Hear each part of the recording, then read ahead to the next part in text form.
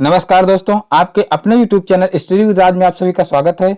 दोस्तों, आज के इस वीडियो में मैं आप लोगों को प्रारंभिक शिक्षा के नवीन प्रयास विषय के प्रीवियस पेपर 2017 को हल करवाऊंगा। तो इसके लिए मेरे वीडियो को इन तक देखिए और यदि वीडियो पसंद आए तो वीडियो को लाइक करें और यदि चैनल पर नए हैं तो चैनल को सब्सक्राइब करें। तो चलिए देखते हैं पहला क्वेश्चन।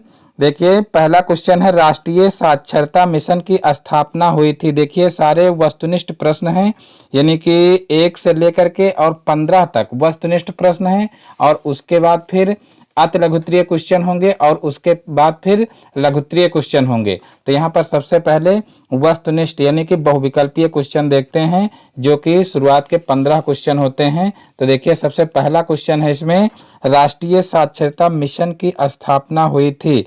तो देखिए इसका पहला ऑप्शन है सन 1950 में, दूसरा ऑप्शन है सन 1988 में, तीसरा ऑप्शन है सन 1948 में और चौथा ऑप्शन है सन 2000 में। तो देखिए इसका जो बा ऑप्शन है वो बिल्कुल राइट आंसर हो जाएगा, सन 1988 में। फिर देखते हैं नेक्स्ट क्वेश्चन, उत्तर प्रदेश में सभी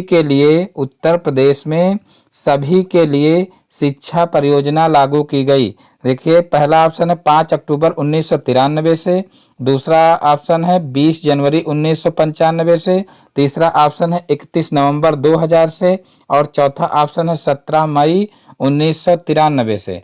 तो देखिए इसका जो द ऑप्शन है वो बिल्कुल राइट आंसर हो जाएगा, 17 मई 1993 से।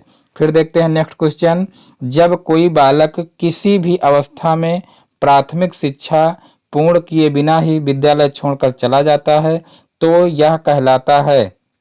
जब कोई बालक किसी भी अवस्था में प्राथमिक शिक्षा पूर्ण किए बिना ही विद्यालय छोड़कर चला जाता है तो यह कहलाता है। तो देखिए पहला ऑप्शन है अवरोध, दूसरा ऑप्शन है पृथक्करण, तीसरा ऑप्शन है ह्रास और चौथा ऑप्शन है विभाजन।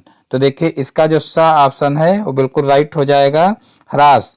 फिर देखते हैं नेक्स्ट क्वेश्चन, 1960-61 में जनजातियों की शिक्षा संबंधी समस्याओं के समाधान हेतु गठित कमेटी के अध्यक्ष थे। 1960-61 में जनजातियों की शिक्षा संबंधी समस्याओं के समाधान हेतु गठित कमेटी के अध्यक्ष थे। तो देखिए पहला ऑप्शन है राम मूर्ति, दूसरा ऑप्शन है राधा कृष्णन, तीसरा ऑप्शन है DS कोठारी और चौथा ऑप्शन है श्री UN डेबर।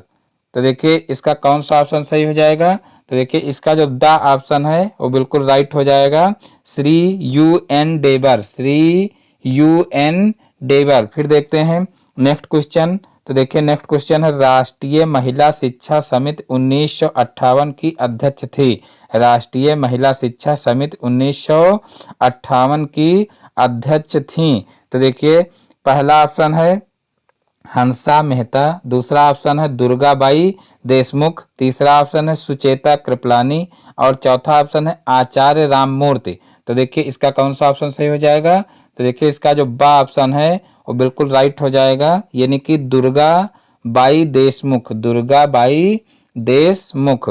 फिर देखिए नेक्स्ट क्वेश्चन है, ब्रेल लिपि द्वारा शिक्षा प्रदान की जाती है। ब्रेल लिपि द्वारा शिक्षा प्रदान की जाती है। देखिए गूंगों को, फिर दूसरा ऑप्शन है बहरों को, तीसरा ऑप्शन है अंधों को और चौथा ऑप्शन है इनमें से कोई नहीं।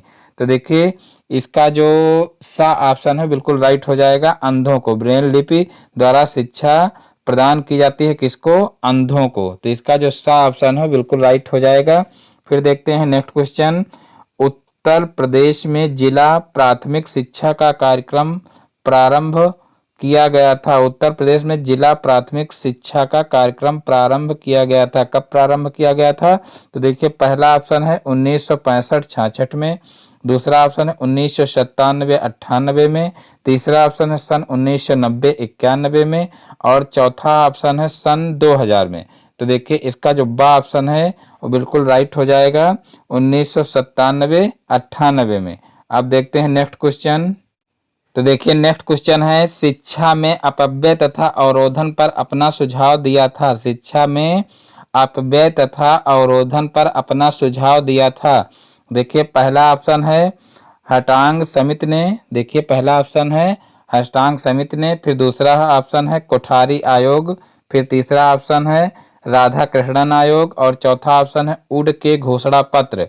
तो देखिए इसका जो आ ऑप्शन है वो सही हो जाएगा, हारटांग समिति ने। फिर देखिए नेक्स्ट क्वेश्चन है, राष्ट्रीय शैक्षिक अनुसंधान एवं प्रशिक्षण परिषद का मुख्यालय स्थित है। राष्ट्रीय शैक्षिक अनुसंधान एवं प्रशिक्षण परिषद का मुख्यालय स्थित है। तो देखिए पहला ऑप्शन है भुवनेश्वर में सारी, और दूसरा ऑप्शन है नई दिल्ली में, तीसरा ऑप्शन है कलकत्ता में, और चौथा ऑप्शन है मद्रास में। तो देखिए इसका जो बा ऑप्शन है बिल्कुल राइट हो जाएगा, यानी कि राष्ट्रीय शैक्षिक अनुसंधान एवं प्रशिक्षण परिषद का मुख्यालय कहाँ स्थित है, तो नई दिल्ली में स्थित है। फिर देखिए नेक्स्ट क्वेश्चन है, बेसिक शिक्षा अधिनियम पारित हुआ। बेसिक शिक्षा अधिनियम पारित हुआ सन 1972 में, पहला ऑप्शन है। दूसरा ऑप्शन है सन 1945 में, फिर तीसरा ऑप्शन है सन 1985 में, और चौथा ऑप्शन है सन 1980 में।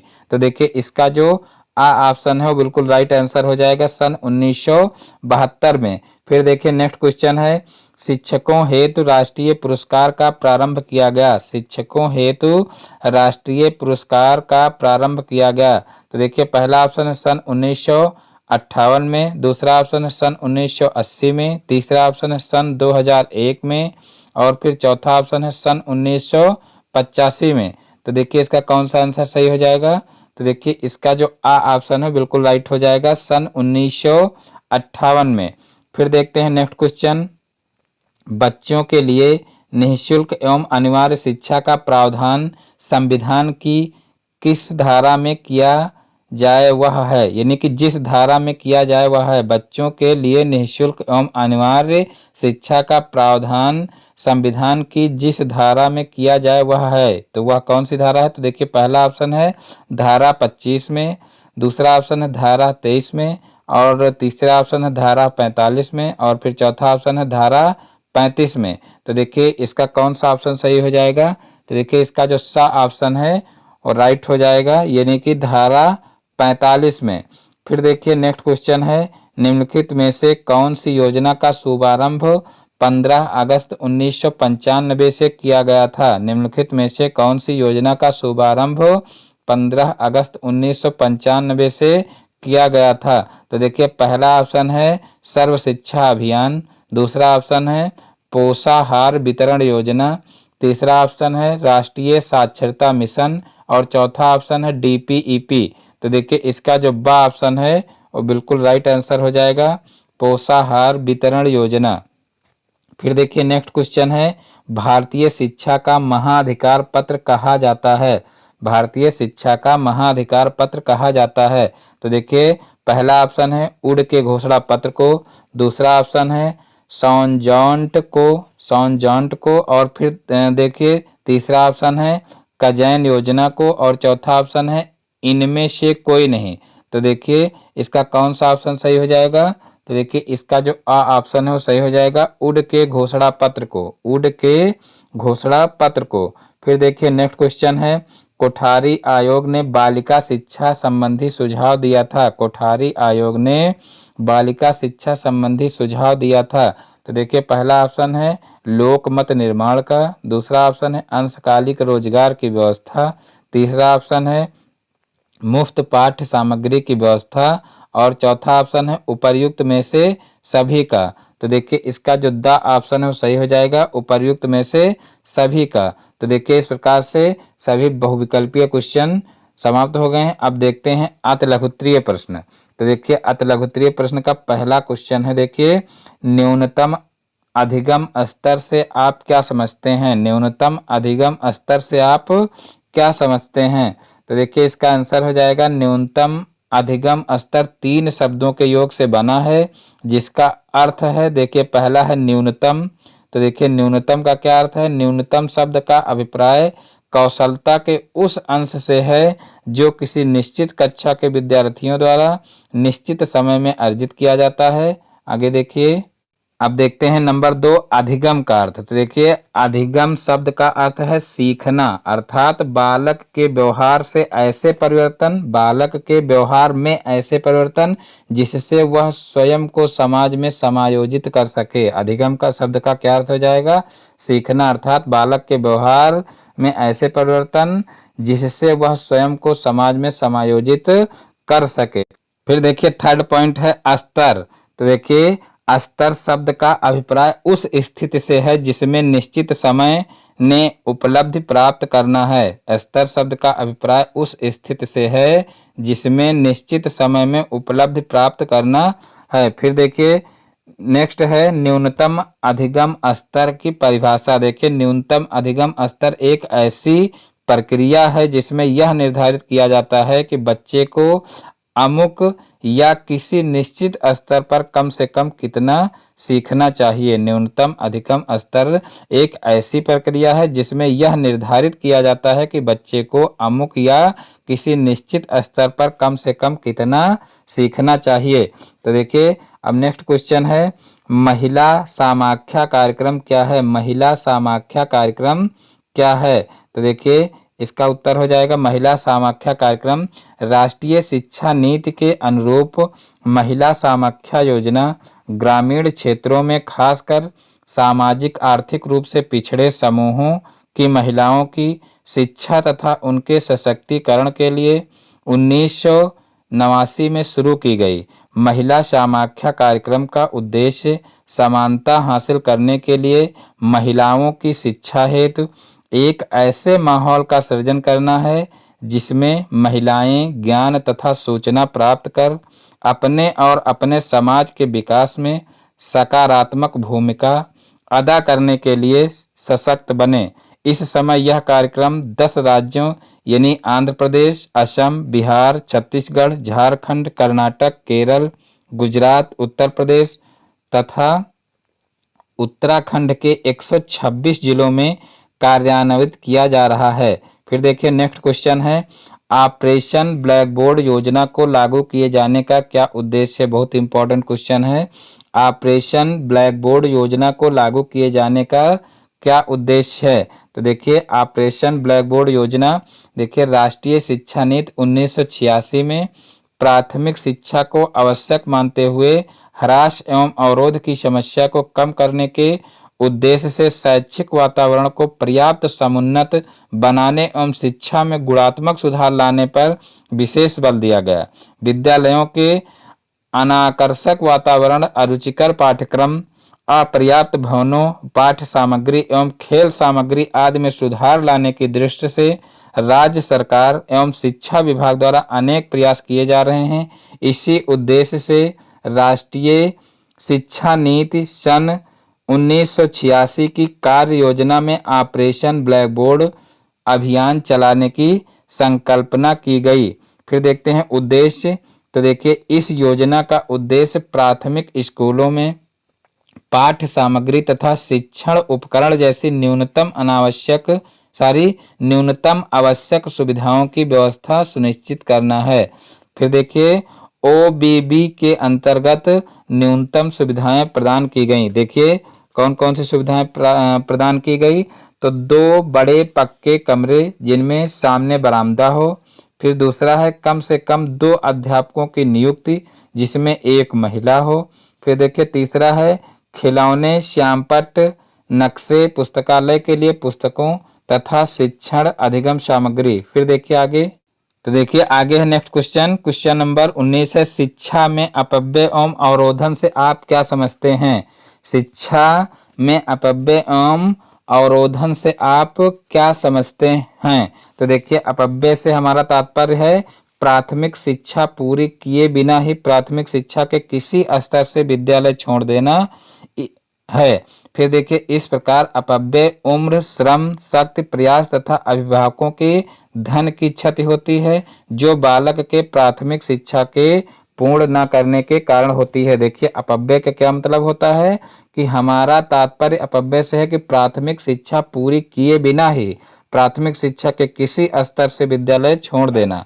इस प्रकार अपव्यय उम्र, श्रम, शक्ति, प्रयास तथा अभिभावकों के धन की क्षति होती है जो बालक के प्राथमिक शिक्षा के पूर्ण न करने के कारण होती है। फिर देखिए अवरोधन से क्या तात्पर्य है, तो देखिए बच्चों का एक कक्षा में 1 वर्ष से अधिक समय के लिए रुकना। भारत में एक बड़ी मात्रा में छोटे छोटे अबोध बालक एक ही कक्षा में 1 से अधिक वर्ष के लिए रुक जाते हैं, तो इसे क्या कहते हैं, अवरोधन कहते हैं। फिर देखिए नेक्स्ट क्वेश्चन है, हंसा मेहता समिति 1962 के प्रमुख सुझाव क्या हैं। हंसा मेहता समिति 1962 के प्रमुख सुझाव क्या हैं, तो देखिए हंसा मेहता समिति 1962 के प्रमुख सुझाव क्या हैं, देख लीजिए। तो इसका सुझाव था कि लड़के लड़कियों की शिक्षा समान होनी चाहिए, अर्थात लिंग के आधार पर किसी प्रकार का भेदभाव नहीं करना चाहिए। ये हंसा मेहता समिति का प्रमुख सुझाव था। यानी कि क्या था इसका सुझाव कि लड़के लड़कियों की शिक्षा समान होनी चाहिए और लिंग के आधार पर किसी प्रकार का भेदभाव नहीं होना चाहिए। फिर देखिए नेक्स्ट क्वेश्चन है, जिला प्राथमिक शिक्षा कार्यक्रम। देखिए जिला प्राथमिक शिक्षा कार्यक्रम डीपीईपी के 2 अधिकार बताइए। देखिए डीपीईपी का क्या मतलब है, जिला प्राथमिक शिक्षा कार्यक्रम, जिला प्राथमिक शिक्षा कार्यक्रम। तो देखिए के 2 अधिकार बताना है। तो देखिए इसका आंसर नहीं दिया हुआ है यहाँ पर, तो देखिए इसका आंसर आप लोगों को अगर मिल जाए तो अपनी पाठ्य पुस्तक से आप लोग पढ़ लेना। फिर देखिए नेक्स्ट क्वेश्चन है, आरंभ में बेसिक शिक्षा परियोजना बीईपी के अंतर्गत किन जनपदों का चयन किया गया था। तो देखिए यह योजना प्रारंभ में 10 जनपदों में चलाई गई, इलाहाबाद, इटावा, बांदा, सीतापुर, सहारनपुर, पौड़ी, वाराणसी, गोरखपुर, नैनीताल तथा अलीगढ़।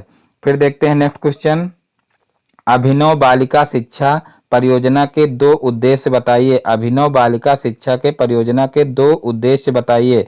तो देखिए कौन कौन से उद्देश्य हैं, तो देखिए पहला है नामांकन में वृद्धि करना और दूसरा है बालिकाओं को आर्थिक सबलता प्रदान करना। फिर देखते हैं नेक्स्ट क्वेश्चन, राज्य शैक्षिक अनुसंधान एवं प्रशिक्षण परिषद के किन्हीं 2 कार्यों को बताइए। राज्य शैक्षिक अनुसंधान एवं प्रशिक्षण परिषद के किन्हीं 2 कार्यों को बताइए। तो देखिए पहला है यहाँ पर, देखिए राज्य शैक्षिक अनुसंधान एवं प्रशिक्षण परिषद के कार्य कौन से हैं। पहला देखिए प्रारंभिक स्तरीय शिक्षकों के लिए सेवा पूर्व एवं सेवारत प्रशिक्षण कार्यक्रमों का आयोजन। दूसरा है प्राथमिक एवं उच्च प्राथमिक कक्षाओं के लिए पाठ्यक्रम, पाठ्यपुस्तकों, शिक्षक, संदर्शिकाओं एवं अन्य उपयोगी साहित्य का विकास। फिर देखिए तीसरा है शोध सर्वेक्षण एवं नवाचार कार्यक्रम का संचालन।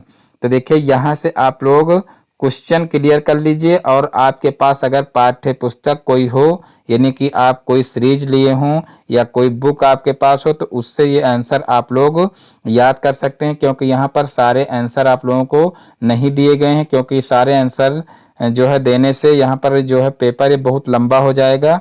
और अगर आप लोग कहोगे तो जो क्वेश्चन यहाँ पर नहीं दिए गए हैं तो वो भी मैं आप लोगों को उपलब्ध करा दूंगा। तो यहाँ पर जितने क्वेश्चन हैं उनको देख लेते हैं। देखिए आगे अभी और लॉन्ग क्वेश्चन हैं, तो वहाँ पर मैं आप लोगों को क्वेश्चन बता दूंगा कि कौन कौन से क्वेश्चन इस पेपर में है, यानी कि 2017 के प्रीवियस पेपर में कौन कौन से क्वेश्चन आए थे। यहाँ पर ये आप लोगों को क्लियर करना है और उसके बाद फिर आप लोगों को जो है अपने जो भी अपने पास बुक रखे हो उस बुक से आप लोगों को वो आंसर ढूंढ करके पढ़ लेना है, क्योंकि प्रीवियस ईयर के जो क्वेश्चन होते हैं वो ज़्यादा इंपॉर्टेंट होते हैं और काफ़ी हद तक उम्मीद होती है कि ज़्यादातर वही क्वेश्चन पूछ लिए जाते हैं। इसलिए आप लोगों को जो प्रीवियस ईयर वाले क्वेश्चन है वो ज़रूर तैयार कर लेना और बाकी अदर भी पढ़ते रहना, क्योंकि ज़रूरी भी नहीं वही क्वेश्चन पूछे जाएँ। तो देखिए नेक्स्ट क्वेश्चन देखते हैं कि राष्ट्रीय शिक्षक शिक्षा परिषद NCTE की स्थापना कब हुई। तो देखिए इसका आंसर हो जाएगा 17 अगस्त 1995 को राष्ट्रीय अध्यापक शिक्षा परिषद की स्थापना हुई। फिर देखते हैं नेक्स्ट क्वेश्चन, ब्रिज कोर्स से आप क्या समझते हैं। ब्रिज कोर्स से आप क्या समझते हैं। तो देखिए ब्रिज कोर्स से आशय क्या है। देखिए ब्रिज कोर्स से तात्पर्य है ऐसा कोर्स जो शिक्षा से वंचित या ड्रॉप आउट बच्चों को या ऐसे बालकों जो किसी वजह से शिक्षा से जुड़ नहीं पाए उन्हें शिक्षा से जोड़ने के लिए ब्रिज कोर्स कराया जाए, ये होता है ब्रिज कोर्स। फिर आगे देखते हैं। तो देखिए आगे है next question, question number 27, school readiness कार्यक्रम की विशेषताएं बताइए। स्कूल रेडीनेस कार्यक्रम की विशेषताएं बताइए। तो देखिए इसका आंसर हो जाएगा स्कूल रेडीनेस कार्यक्रम की विशेषताएं, यह कार्यक्रम उन लोगों के लिए बनाया गया है जो कक्षा 1 में सीधे प्रवेश करते हैं। कक्षा 1 के पहले पूर्व प्राथमिक शिक्षा का उन्हें किसी प्रकार का अनुभव प्राप्त नहीं होता है।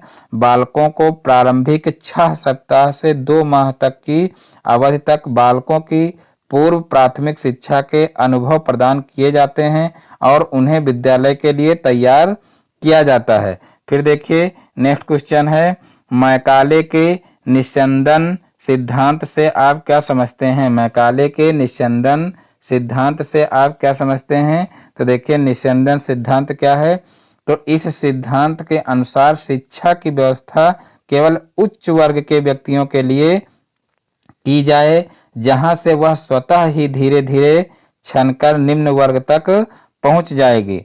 छनाई से तात्पर्य किसी द्रव का छन छन कर नीचे जाने से है। शिक्षा के क्षेत्र में निस्यंदन या छनाई से तात्पर्य समाज के उच्च वर्ग की दी गई शिक्षा का कालांतर में निम्न वर्ग तक पहुंचने से है। देखिए छनाई से क्या तात्पर्य है कि समाज के उच्च वर्ग की दी गई शिक्षा का कालांतर में निम्न वर्ग तक पहुंचने से है। फिर देखिए नेक्स्ट क्वेश्चन है, प्राथमिक शिक्षा के संबंध में वुड डिस्पैच की प्रमुख संस्तुतियां क्या हैं। प्राथमिक शिक्षा के संबंध में वुड डिस्पैच की प्रमुख संस्तुतियां क्या हैं। तो देखिए प्रमुख संस्तुतियां हैं, पहला है इस घोषणा पत्र द्वारा प्रथम बार यह अनुभव किया कि भारतीयों की शिक्षा का दायित्व सरकार पर है।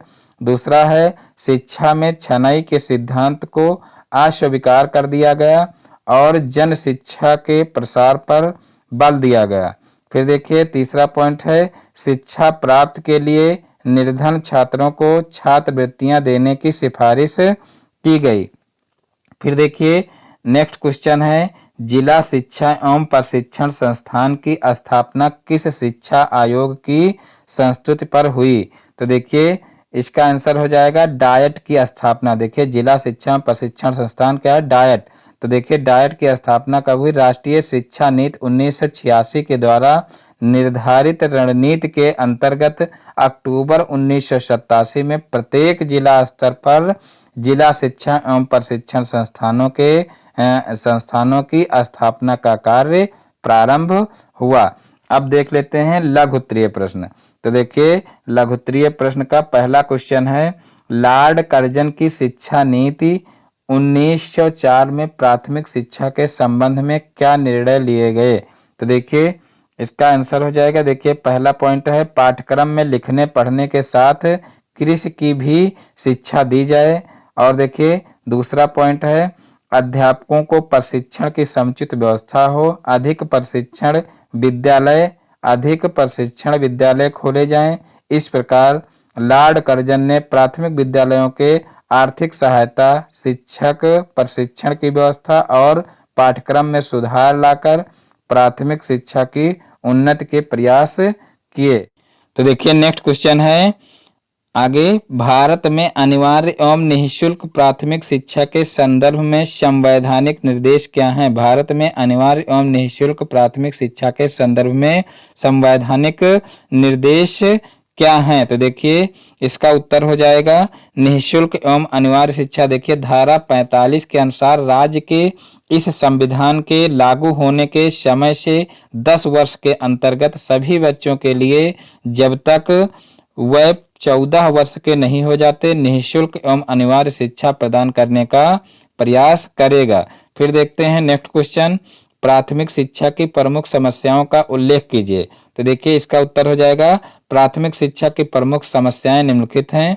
देखिए पहली समस्या है कि पूर्व प्राथमिक शिक्षा का महंगा होना। दूसरा है स्कूलों की अनुपलब्धता। तीसरा है उद्देश्यों की अस्पष्टता। फिर चौथा देखिए दोषपूर्ण शिक्षण प्रक्रिया।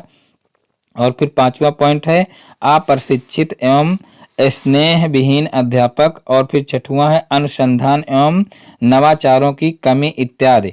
फिर देखते हैं नेक्स्ट क्वेश्चन, चार्ल्स ग्रांट को आधुनिक भारतीय शिक्षा प्रणाली का जनक क्यों कहा जाता है?